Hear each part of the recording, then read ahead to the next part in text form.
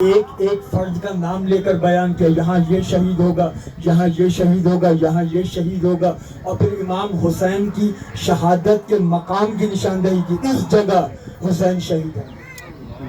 کربلا سے پہلے ذکر کربلا، مولا علی نے کربلا بیان کی۔ حضور نے اسی لیے امام حسین کا خاص تعارف کروایا تھا کہ پہچان لو حسین کون ہے، کبھی سجدے کو طول دے کر کہ دنیا پہچانے کہ حسین کون ہے۔ آج کوئی مولوی صاحب اگر نماز پڑھ رہے ہوں اور ان کا بچہ پشت پر آ کر بیٹھ جائے تو کیا شریعت اجازت دیتی ہے کہ مولانا صاحب سجدے کو لمبا کر دیں؟ بالکل بھی نہیں۔ تو حضور نے کیوں سجدے کو لمبا کیا؟ پہچان لو حسین کون ہے۔ عیدگاہ میں امام حسین نے فرمائش کی مجھے سواری چاہیے، حضور نے ہتھیلیاں زمین پر رکھی، گھٹنے زمین پر رکھے، کہا کہ حسین تیری سواری تیار ہے۔ امام حسین پشت پر بیٹھے۔ عیدگاہ میں یہ واقعہ ہو رہا ہے، گھر کے کمرے میں نہیں ہو رہا ہے۔ کیا آج نماز عید کے بعد کوئی امام صاحب اپنے کسی محبوب بچے کی خاطر مقتدیوں کے سامنے سواری بن جائیں گے؟ کبھی بھی نہیں۔ لیکن وہ جو اماموں کا امام ہے وہ سواری بن کر بتا رہے ہیں پہچانو حسین کون ہے، پہچانو حسین کون ہے۔ حسین وہ ہے جب پیدا ہوئے تو پہلی غذا لعاب پیغمبر ہے، پہلی آغوش نبیوں کے سردار کی آغوش ہے، جس کی ماں سیدہ کائنات ہے، جس کا باپ مولائے کائنات ہے۔ ایسا حسین جب سن 60 ہجری آیا، یزید تخت خلافت پر بیٹھا، تخت حکومت پر بیٹھا، یزید نے ضد کی کہ امام حسین میرے ہاتھ پر بیعت کر، پیغام بھیجے بار بار میرے ہاتھ پہ بیعت کر۔ امام حسین نے بار بار انکار کیا کہ میں یزید کی بیعت نہیں کروں گا۔ اکثریت بیعت کر چکی تھی، امام حسین نے نہیں کی۔ اب مولانا مودودی صاحب سے ہمارے ہزاروں اختلاف ہیں، لیکن ان کا ایک جملہ مجھے بہت پسند ہے۔ مودودی صاحب سے سوال کسی نے کیا کہ جب اکثریت نے بیعت کر لی تھی تو امام حسین نے بیعت کیوں نہیں کی تھی؟ جب اکثریت نے بیعت کر لی تو امام حسین نے بیعت کیوں نہیں کی؟ تو مودودی صاحب نے کہا تمہارا سوال غلط ہے، سوال یوں ہونا چاہیے کہ جب امام حسین نے بیعت نہیں کی تو اکثریت نے کیسے کی؟ سبحان اللہ۔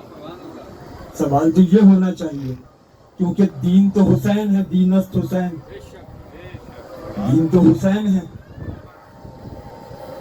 آج دنیا یہ سوال کرتی ہے امام حسین کو انکار بیعت کیوں تھا؟ سوال یہ ہونا چاہیے یزید کو اصرار بیعت کیوں تھا؟ یزید کو اصرار بیعت کیوں تھا؟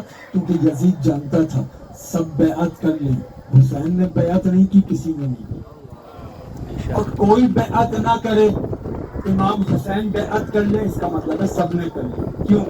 دینست حسین، حسین دین ہے۔ حسین کی بیعت فرد کی بیعت نہیں ہے، دین کی بیعت۔ جب اطلاع ملی کہ مدینے میں امام حسین کو شہید کرنے کی سازش ہو رہی ہے، امام حسین چاہتے تھے مدینے میں خون نہ بہے۔ آپ نے مدینے سے سفر کیا، مکہ پہنچے، 28 رجب 60 ہجری کو مدینہ سے چلے تھے، 4 شعبان 60 ہجری مکہ پہنچے۔ اب شعبان کا پورا مہینہ، رمضان، شوال، ذوالقعدہ، ذی الحج کا مہینہ آ گیا۔ ذی الحج کے مہینے میں اب امام حسین نے چاہا کہ ہم حج کریں گے۔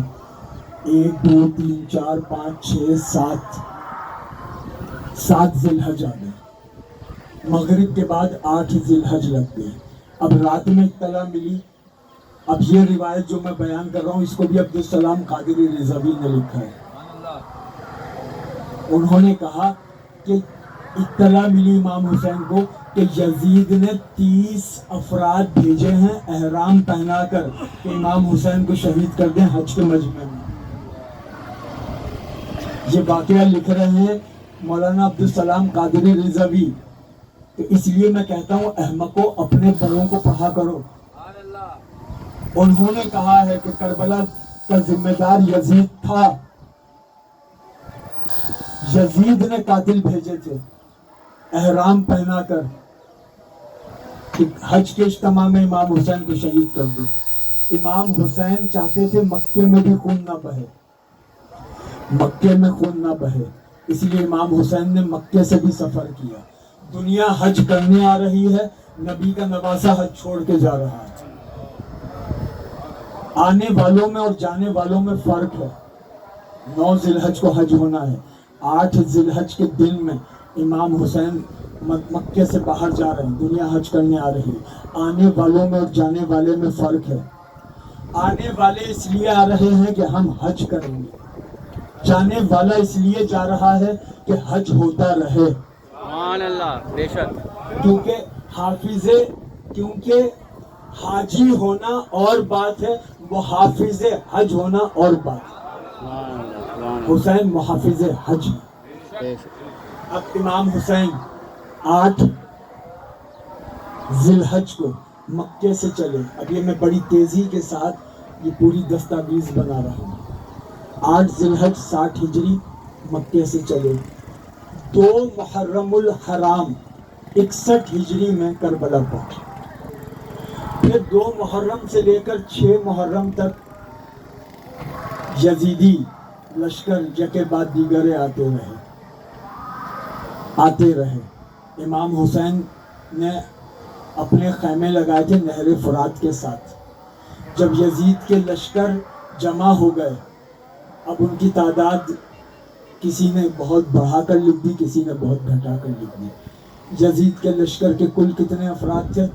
تو تعداد میں افراط و تفریط ہے، لیکن میرے لیے معتبر روایت وہ ہے جو امام زین العابدین نے بیان کی، کیونکہ امام زین العابدین اس موقع پر موجود تھے. امام زین العابدین جب کربلا کے واقعے کے بعد مدینہ منورہ آئے، کسی نے پوچھا کہ آپ کے مقابلے پر کتنے لوگ تھے؟ تو امام زین العابدین نے فرمایا 30,000. 30,000 لوگ تھے. اب کربلا کے میدان میں 30,000 کا لشکر موجود ہے. وہ کہہ رہا ہے کہ اپنے خیمے نہر فرات سے ہٹا لو، دور جا کے لگاؤ. امام حسین اور ان کے ساتھی کہہ رہے ہیں کہ ہم اپنے خیمے لگائیں گے نہر کے ساتھ. اب اس بات پر تنازع ہوا. یزیدیوں نے کہا نہر سے خیمے دور لگائیے. امام حسین نے کہا کہ ہم خیمے نہر کے ساتھ رکھیں گے. اس بات پر تنازع ہوا. دونوں طرف سے تلواریں کھینچی. جب دونوں طرف سے تلواریں کھنچ گئیں تو امام حسین نے کہا ٹھیک ہے، ہم یہاں سے خیمے ہٹا رہے ہیں، ہم خیمے دور لگا لیں گے. سوال یہ کہ ابھی تو امام حسین انکار کر رہے تھے کہ ہم خیمے نہیں ہٹائیں گے. اب اچانک ایسی کیا بات ہو گئی کہ اب کہہ رہے ہیں کہ خیمے ہٹا لیں گے؟ اس لیے کہ امام حسین مورخ کو یہ لکھنے کا موقع نہیں دینا چاہتے تھے کہ جھگڑا پانی کا تھا، ورنہ اگر اس موقع پر جنگ ہو جاتی تو مورخ لکھتا کہ پانی کا جھگڑا تھا. اس لیے امام حسین نے کہا کہ یہ جھگڑا پانی کا نہیں ہے، ہم خیمے ہٹا لیں گے. خیمے ہٹا لیے، اور خیمے ہٹانے کے بعد دور لگا.